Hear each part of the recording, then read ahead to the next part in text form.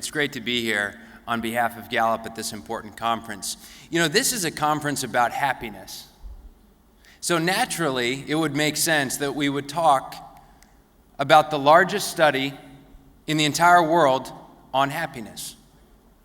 In fact, Gallup has been conducting this study for a decade now in over 160 countries.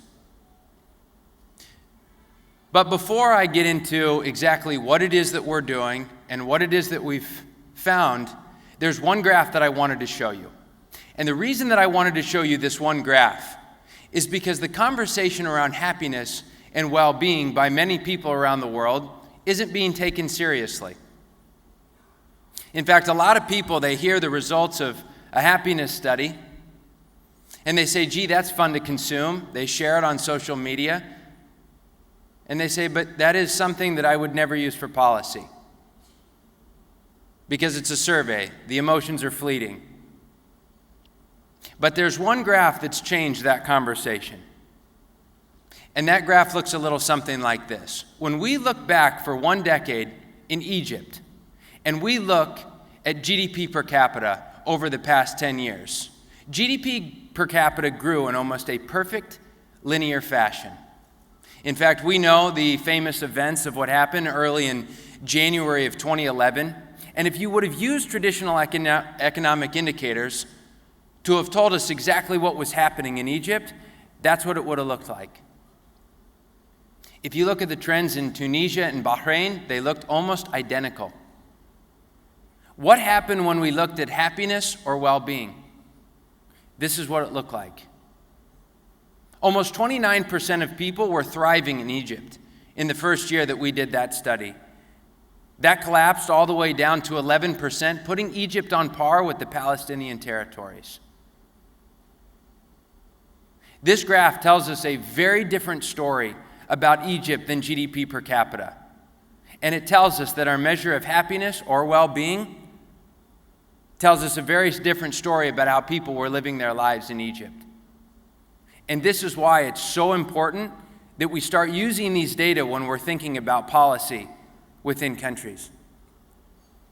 So what is the Gallup World Poll? What is this massive study of happiness and well-being of over 160 countries?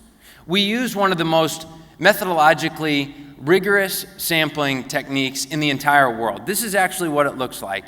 This is in Mexico. This is our sampling frame. We use what's called a multi-stage stratified cluster sample in most countries around the world. That means in each one of those areas that we call primary sampling units, we interview 8 to 12 people for a total of 1,000 people per country. And this is what it looks like in most countries. This is a woman interviewing another woman in Kyrgyzstan, asking her to tell about her life, to evaluate it on a scale of 0 to 10. To ask her about whether or not she experienced a lot of enjoyment the previous day, or whether or not she laughed and smiled a lot the previous day. This is another interview in Costa Rica, a man simply asking a woman about her life. And again in Madagascar.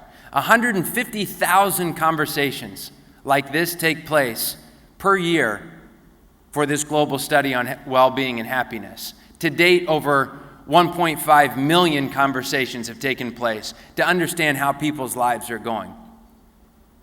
As I mentioned, this has been done in 160 countries. There are still a few places where we have not been able to go, like North Korea or Papua New Guinea. But for the most part, we've been to almost every single country in the world. Now, let's get to the results. 2 countries show you very different stories about what we're seeing with well-being. You know, The Economist last year picked Tunisia as the country of the year. This is GDP per capita over Colombia in the past 10 years. If anyone has followed Colombia very closely, we know this is very true. But here's how people see their lives. Colombia has had some of the best growth in terms of well-being over the past decade. Now, as I mentioned, we're just looking at a tale of 2 countries. But how about India? We know that wealth has grown tremendously in India over the past 10 years. In fact, The Economist 10 years ago said if you were going to bet on India or China, they said bet India. But is that wealth actually seeing the improvements in terms of how people's lives are going?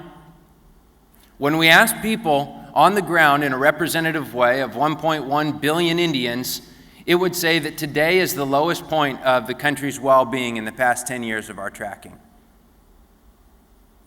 So how is the UAE doing? Here's the entire Middle East. You can see Bahrain, you can see Egypt. This is the percentage of people that are thriving based on our calculations of well-being. Here's the UAE. The UAE has the highest percentage of people thriving in the entire region. Now, there are still some gains that need to be had in the UAE. Here's the UAE compared to the entire world. You can see it's led by places like Denmark. We know very famously that Switzerland is among the highest in the world. And here's the UAE.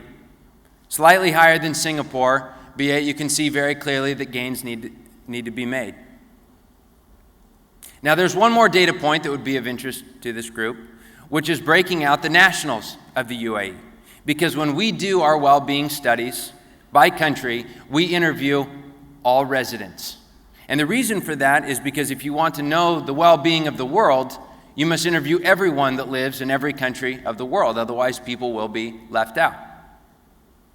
And so we broke out what it looks like actually for nationals in the UAE, and here's the percentage of people thriving. That group is among the highest in the world. Now, one last thing, because we're talking about agencies that are responsible for increasing or maintaining high levels of well-being throughout the world. Here are the primary drivers when we did an analysis for OECD countries. You can see very clearly that good jobs is one of the primary drivers. Another major factor is safety and security. Perhaps one of the single biggest reasons that Colombia has made such tremendous gains over the past decade is because of what's happened with safety and security. These are the drivers and these are the levers that need pulled by leadership in order to ensure high levels of well-being throughout the world. As I said in my commentary yesterday, over the past 80 years, the single greatest gains in terms of public policy and how people's lives have been going were made through discoveries in big data when looking at traditional economic indicators. But over the next 80 years, the parts of public policy that we find that make people's lives better, they will be found in looking at data in well-being and happiness. Thank you for having us here. If I can answer any questions after this, I'd be happy to do so. Thank you very much.